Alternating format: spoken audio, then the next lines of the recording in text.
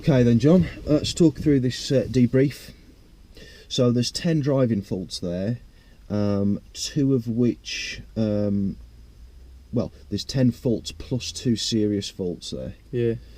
So, would you like me to talk through where you went wrong?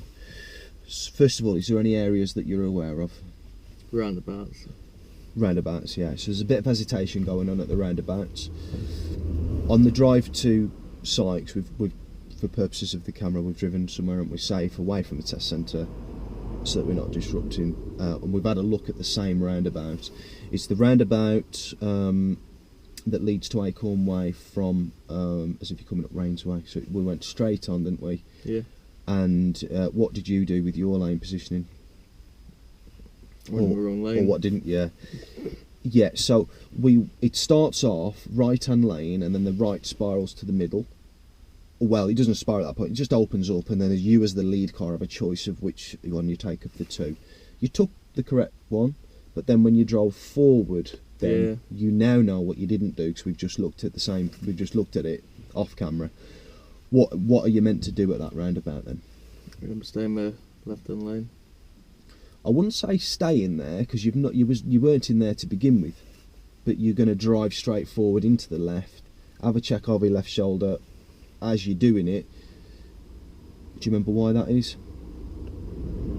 If someone's come in up here. Well, yeah, if this is what you mean, the cars on the left, it's left only there for those, but they might get that wrong, not read floor markings, and might go straight on with you. And 2 cars going into one lane is never going to be a good thing. So yeah, is that clear? So you went into the right hand lane. What's the danger there? Cutting someone up. Yeah, could be somebody on the inside of you. You just would have wiped them out. So a serious fault there, and that's for lane discipline. I've put that one for. Now I'm going to circle them as we've talked about them, so I know that which ones I've talked about. Any other areas that you're aware of? Oh, let's talk, while we're on the subject of roundabouts, let's talk about, because I've got 3 marks for undue hesitation. Yeah.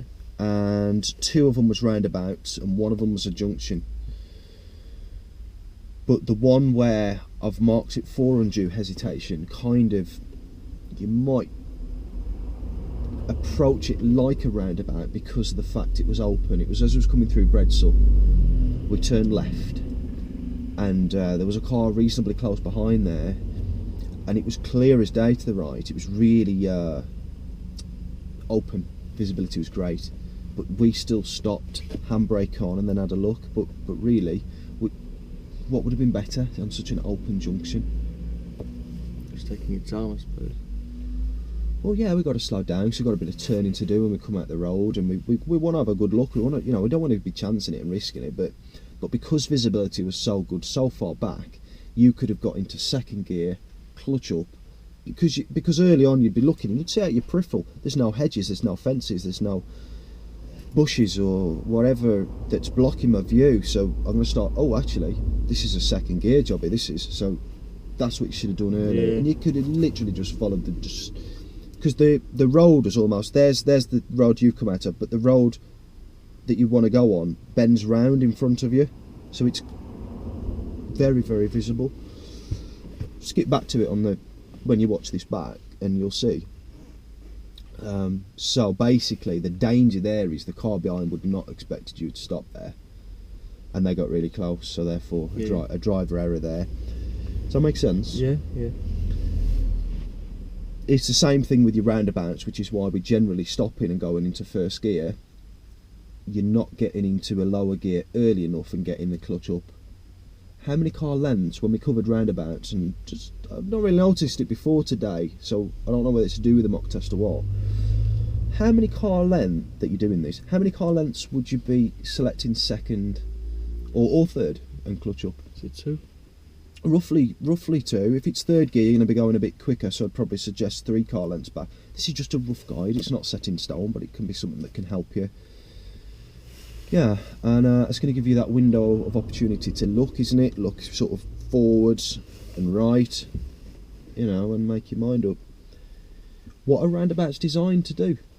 keep traffic flowing. Yes, and you're not, are you, at Yeah. the moment? So, very close there. And I've put it in undue hesitation. Maybe an examiner would mark it differently, I don't know. But either way, it's still the same Yeah. danger that we're talking about.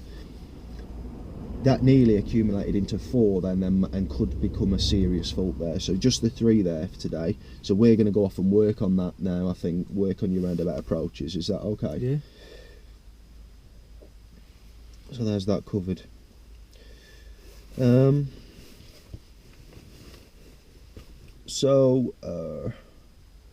are the bits you're aware of. Is there any other bits you're aware of before I get into the rest of it? It don't matter if not. Probably just observations, you know. Let's have a look. Observations. I don't think so.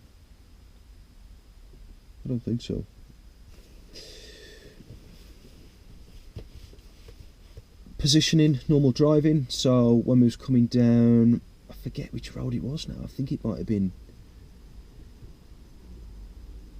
Rainsway. Just was sort of, or was it the beginning of Acorn Way? Forgive me, I can't remember exactly. You might be able to. It's fairly early on in the test, and it was one of the first faults that I recorded. Just positioning left of the centre line, and we was just driving in a straight road. What's the danger in being too close to the centre line for normal driving? It could merge into the other lane. Could do. What about if the other traffic's position is bad as well? You're going to hit each other. You could do. Or if they're turning right, they're going to position towards the middle, aren't they, as well? So you can end up knocking a door mirror off, or worse, like you said, Yeah. hitting. So we don't want to be doing that. They could be overtaking cyclists and stuff like that as well, so just be careful with that one. So positioning, normal driving. We moved off, we did the angle start. I give you, it's quite late instruction actually, but you responded well, and we pulled up behind a transit van towards the end of the test this was. And what I've noticed is when you find your bite, it tends to always be a really high one regardless. Yeah.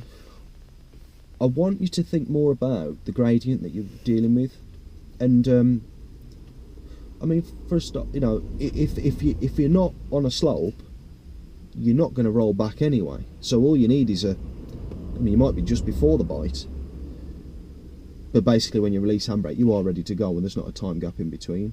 Yeah. So I think with that, assess what you're dealing with. Because with the angle start, going back to the point, with the angle start, there was a really high bite, and what I want to see is not a high bite on angle start, because that means you're going to, well, Yeah. you tell me what. You're going to hit someone. You could, couldn't you? Luckily, you understand it, and you know to get your clutch down a millimetre straight away, so you do deal with it. You did it on turning the road as well. Yeah. Yeah, and you do need a slightly higher bike, 'cause dealing with camber on turning the road, but it's something to think about, you know. Don't make life even harder. Yeah. So I just thought control was a bit of a Yeah. was affected there slightly. I asked you the first time I asked you to pull up. We'd just come off a roundabout, the end of Acorn Way. We'd turn right, and then we're I can't think. Is it Morley Road then? I'm not sure. But anyway, I asked you to pull up on the left. You had a few opportunities to pull up on the left, and it seemed like you wanted to go a bit further and around the bend for some reason. If it looks good, go for it, you know. Yeah. Yeah, don't, because if you keep driving, you're going to run out eventually. But you parked eventually in a place that was alright, really. But it was the way that you braked quite harsh, and I think it was to stop yourself going past a raised curb and covering a driveway. Yeah. Yeah. Now, I don't think you're aware of this, but, and I know you checked your mirrors before you stopped. Sorry, before you started to slow down. What happened was, there was a white Kia behind us, and basically everybody travels too close, don't they, to us? So as you're slowing, that car's getting closer, and you're slowing, and it's getting closer, and it hasn't yet moved out to overtake. It's still in a place where it could clip us. So, but as you stop to stop yourself rolling past the raised curb and covering just a little bit, covering somebody's driveway, you've then sort of stepped on the brakes a lot. Yeah. For me there, I was watching in the centre mirror, that car was close, and it didn't expect you to just go on the brakes. Yeah. So therefore, I would advise you, well, what do you think would be better next time? To give him like a warning. Well, you was on the brakes, but not, you was at a certain thickness on the brakes. What you need to do is, you need to tell your foot how to control the brakes. The only way you're going to do that is frequent use of this mirror as you're slowing and throughout the slowing. So keep checking it, I would. Just check it before you slow, during, and even just as you come into a stop. Again, because what you might decide to do is come back off the brakes and just let it roll for longer. I assure you, covering a driveway by this much is better than somebody taking the back corner of your car out. Does that make sense? Yeah. So just keep tabs on it. Okay. Just before we did the turn in the road, we turned into a side road, right turn. Yeah. Do you remember what the approach was like? Quite tight. Quite tight. What gear did you approach in, considering it was tight? It should have been second. It should have been, yeah. It was in third. Yeah. And you knew it weren't right, 'cause she was braking. Yeah, You yeah. was trying to slow it down. Why wouldn't it really slow down that much? It was giving you a bit of grief, the car was. What was it doing, do you remember? Trying to stall. Yeah, it was the beginnings of it, wasn't it? Where it starts rumbling and juddering and vibrating and whatnot. So, what are you going to do differently next time? Going second. I know, and you do usually, don't you? I don't know why you did that. You did slow it down, but the car didn't feel very, very nice. So I think junctions approach speed is the appropriate one there. Now, the other fault then is changing direction. Excuse me. Changing direction, and it comes under excuse me, John. Use of mirrors, rear obs, which is like checking shoulder check, blind spot. For me, sometimes when you're changing lanes, the blind spot was very. I'm not convinced that you're getting your eyes into the blind spot. Sometimes it wasn't there clearly, but other times it was sort of a little bit there, but not enough. Why do we need to check the blind spot when changing lanes? Make sure nothing's there, you know. But you've checked your mirrors though, haven't you? They don't come with a blind spot, though. Perfect, that's what I wanted to hear. So let's just clarify. The blind spot then is beyond your peripheral from looking forwards. So for me, I can just about see my my hands at the moment, but any further back and I can no longer see them. Now I can see them. So all you're doing though is getting your eyes like there. Yeah. So you're only expanding a little bit, look. Do you see what I mean? So when I turn my head, this is my peripheral. Whereas really, you want to be doing a full. Your body's not moving, your shoulders. We've talked through this before, haven't we? But it's just a quick glance. But I think it needs to be a bit more thorough, because for me, I think you could miss something. Yeah. I really do. You know, particularly something that's more difficult to see, like a bike or something like that. Okay, so there's 3 of those. There could have been more, I feel. Yeah. But maybe a few I'll give you the benefit of that, because you sort of, you know, there wasn't many cars around, and some checks was more convincing than others. You'll see on me when you watch it back. One more fault for lane discipline. So this is where the 2 series have come in. It was the end of the test. It was the second to last roundabout that we turned on. Yeah. We turned right. After a bit of hesitation, we turned right there. And you're right, you could have gone. You said it yourself, didn't you? If only you'd have approached, though, in the way that we talked about, you know, in gear. I thought, before we got to the roundabout, I thought you did a good job with dealing with that car that comes screaming around the corner. You had to react fast there, didn't you? Yeah. And tuck in and stop us, and you did. So well done. Just while it's in my mind as well, the turning the road, don't need to set the door mirror down on turning the road.